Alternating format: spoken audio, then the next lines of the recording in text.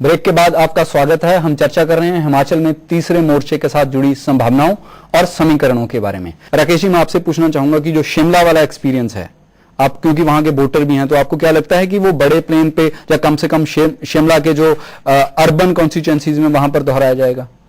मैं ये कहना चाहता हूं कि 1993 के चुनाव में शिमला से राकेश सिंघा एमएलए थे, विधानसभा में थे, तो निश्चित रूप से सीपीएम का एक वोट बैंक शिमला टाउन में अर्बन कंस्टिट्यूएंसी में है।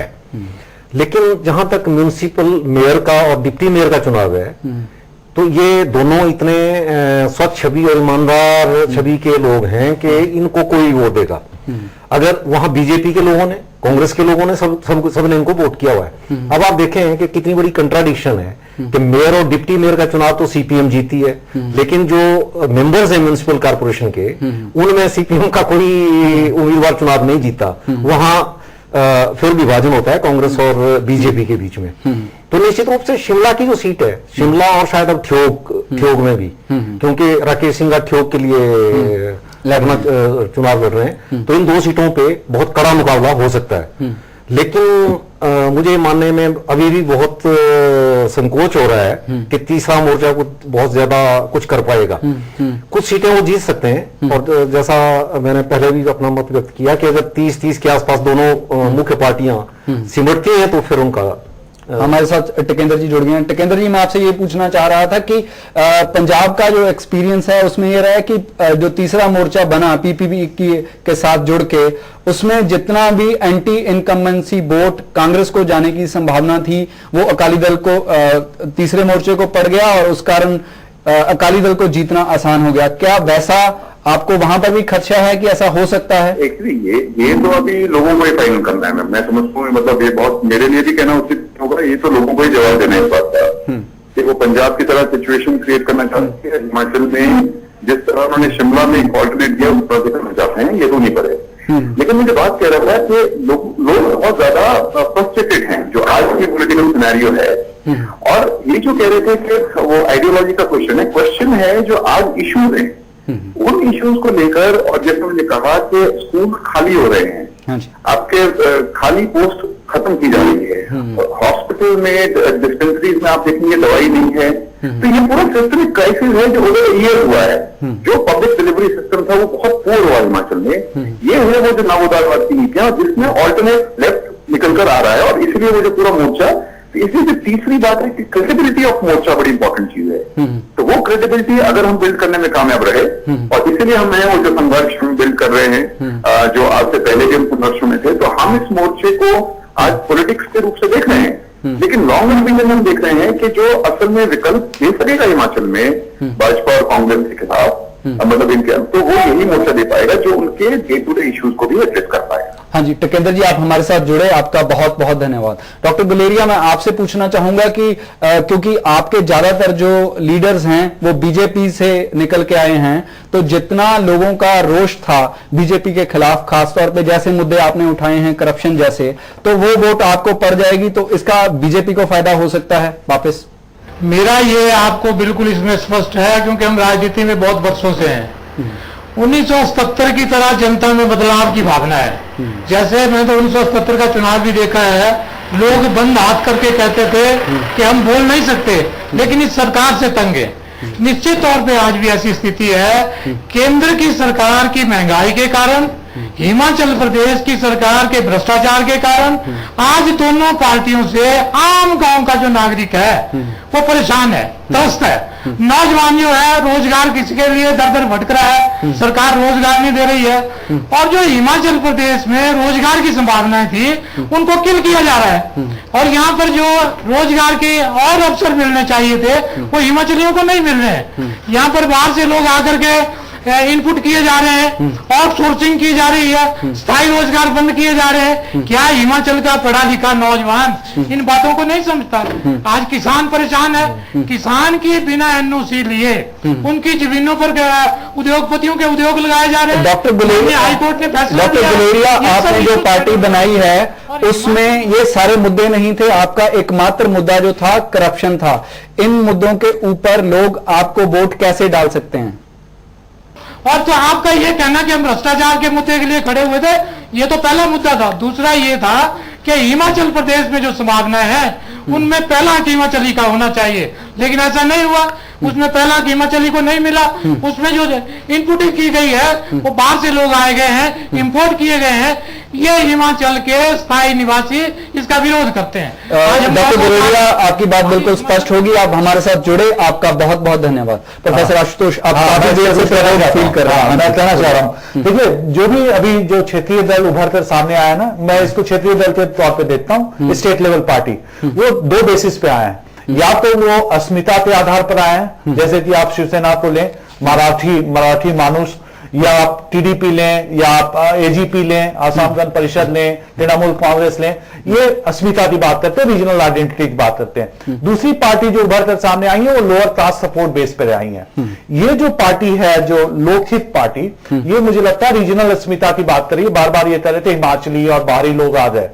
अब सवाल ये उठता है कि दूसरा एक मुद्दा और भी है आशुतोष, जब भी चुनाव होता है जो अपोजिशन पार्टीज हैं वो वहीं सेहत के, शिक्षा के मुद्दे उठाती है, लेकिन अदरवाइज जो यहां तक मसला है पॉलिसी बनाने का वो लगभग एक जैसा है। जी मैं आपको बताता हूं, वो तो कन्वर्जेंस है। मैं आपको बताता हूं, हिमाचल में ये जो इलेक्शन लड़ रहे हैं तो मुझे लगता है क्षेत्रीयता को उभारने की कोशिश कर रहे हैं। हिमाचल में क्षेत्रीयता की भावना अगर कोई है तो मैं हिमाचल को दो तरह से देखता हूं, जो मेरी लिमिटेड स्टडी है, मैं हिमाचल से नहीं हूं। एक मर्ज हिमाचल है, हिमाचल का वो हिस्सा जो कि पंजाब से हिमाचल में गया, और एक ओल्ड हिमाचल है। ओल्ड हिमाचल में प्रजा परिषद का हमेशा से बोलबाला रहा है, भारतीय जनसंघ का रहा, प्रिंसली स्टेट्स रहे।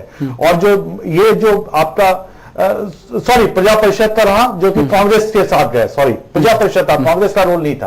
और जो ये आपका मर्ज है वहां पे जनसंघ का प्रभाव था। तो ये जो ऐतिहासिक तौर पे, जैसे राजकुमार जी कह रहे थे कि अगर ऐतिहासिक तौर पे देखें तो ये दो पार्टियों का बहुत पहले से। आशुतोष, आप जो कह रहे हैं उसके ऊपर श्याम सुंदर कुछ टिप्पणी करना चाह रहे हैं। मैं ये कह रहा था, पहली बात तो ये कि पहले जो ध्रुवीकरण होता था वो लोअर और अपर हिमाचल यानी निचला और ऊंचा वाला हिमाचल, इसमें ध्रुवीकरण होता था।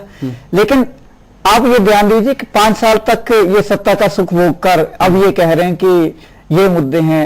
अभी ये लेकिन शाम, ये बात तो अलग रही है कि जो लोअर हिल के और जो अपर हिमाचल वाला मसला है वो रहा है, लेकिन इस मुद्दे पर कोई पार्टी एक गोलबंदी नहीं कर पाई है कि वो सारी की सारी वोट बीजेपी को या कांग्रेस को पड़ जाएं। प्रभुत्व के तौर पर एक प्रीडोमिनेंटली एक ट्रेंड हो सकता है कि आमतौर पर पहले लोअर बाकी कॉन्स्टिट्यूएंसीज में पूरे मुल्क में जब भी चुनाव होते हैं तो हर जो उम्मीदवार है वो अपनी कॉन्स्टिट्यूएंसी की बात करता है कि मेरी कॉन्स्टिट्यूएंसी को ये चाहिए, लेकिन यहां तक एक पूरे रीजन की बात है। अगर रीजन के मुद्दों को लेकर कोई पॉलिटिक्स की जाए, वैसा हिमाचल में नहीं हुआ। 1990 तक जो भी पार्टी केंद्र में रही वो हिमाचल में भी जीतती रही। 1990 के बाद ये थोड़ा ट्रेंड चेंज हुआ। तो हिमाचल की राजनीति जो है थोड़ी दिल्ली से काफी प्रभावित रहती है, जैसे हरियाणा के बारे में हम कहते हैं, एक सैटेलाइट पॉलिटिक्स टाइप की चीज है। हिमाचलियों को पता है कि केंद्र की सरकार की उनकी मदद की जरूरत पड़ेगी। हिमाचल बहुत दिन तक स्पेशल कैटेगरी स्टेट रहा, हाल के वर्षों तक उसको अभी भी राकेश जी, आपको जो ये क्षेत्रीयता का मुद्दा है इसको बहुत उठाया जाता है राजनीति में। मैं पिछले 30 वर्षों से इसको देख रहा हूं, नए हिमाचल और पुराने हिमाचल का। लेकिन अगर आप इसको गौर करें, जब भी वहां सत्ता परिवर्तन हुआ तो कांगड़ा सबसे बड़ा जिला है लोअर हिमाचल का, वहां पर या तो सारी सीटें कांग्रेस जीत कर चलेगी या दूसरी बार जब सत्ता परिवर्तन हुआ बीजेपी चलेगी, फिर ये मुद्दा तो खत्म है। अब इस मुद्दे का कोई मतलब। लेकिन जो कांगड़ा का इस बार माहौल है वो बहुत दिलचस्प है, क्योंकि वहां पर जो एमपी हैं राजन शशांक, वो बीजेपी के अंदर हैं लेकिन बहुत क्रिटिकल हैं जो मुख्यमंत्री। नहीं, देखिए उसका ज्यादा फर्क नहीं पड़ता। बीजेपी के अंदर क्रिटिसाइज करना और बीजेपी से टूटकर क्रिटिसाइज करना बीजेपी को, उसको लोग बीजेपी मानते हैं। असल में बहुत ज्यादा फर्क नहीं पड़ता। ये मालूम ये जो मेन मुद्दा कौन सी राजनीतिक मजबूरियां थी जो सीपीएम जैसी ईमानदार और प्रतिबद्ध पार्टी ने जो उदारीकरण के एकदम खिलाफ है, और उदारीकरण ने जितना नुकसान इस देश का किया हुआ है, वही वामपंथी लोग जो थे उन्होंने बिल्कुल उसको टिकाए रखा काफी हद तक।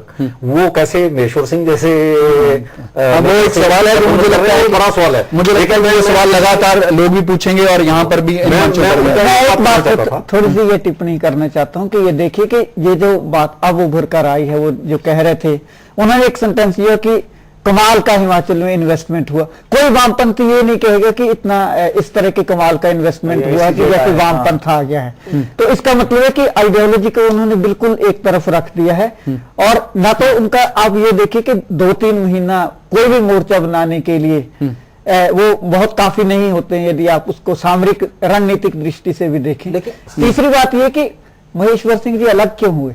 सिर्फ एक मुद्दा था, वो कहते थे कि पार्टी में जो वरिष्ठ नेतृत्व है उसको नजरअंदाज किया जा रहा है। बाकी उनका कोई भारतीय जनता पार्टी के साथ कोई बहुत बड़ा जो है मूल तो कुल्लू जिले का झगड़ा था।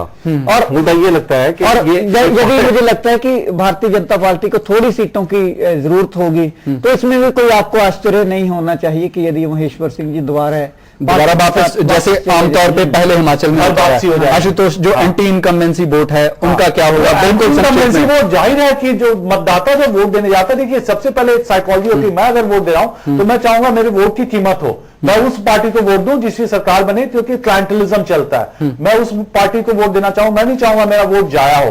तो जब अगर वो सरकार से दुखी है, जैसा ये दोनों महाशय कह रहे थे कि वो अभी जो बीजेपी गवर्नमेंट है उससे बड़े दुखी हैं, भ्रष्टाचार हो गया, जैसा आपने कहा कि ये मुद्दे तो रहते ही हैं, तो अगर सरकार से दुखी है तो कहां जाएंगे वो? एंटी इनकम्बेंसी उनको ऑल्टरनेटिव है उनके पास कांग्रेस, वो एक ऐसी पार्टी को वोट क्यों देना चाहेंगे जिनके बारे में उनको पक्का विश्वास है कि वो सरकार नहीं। आशुतोष, ये जो आपने कमेंट किया, मुझे लगता है इसके साथ ही हम खत्म करते हैं इस डिबेट को। लेकिन जो पंजाब में 5% वोट तीसरे मोर्चे को पड़े थे, वो एक सवाल हिमाचल में भी जाके बन सकता है। आप सभी आज की इस चर्चा में शामिल हुए, आपका बहुत बहुत धन्यवाद।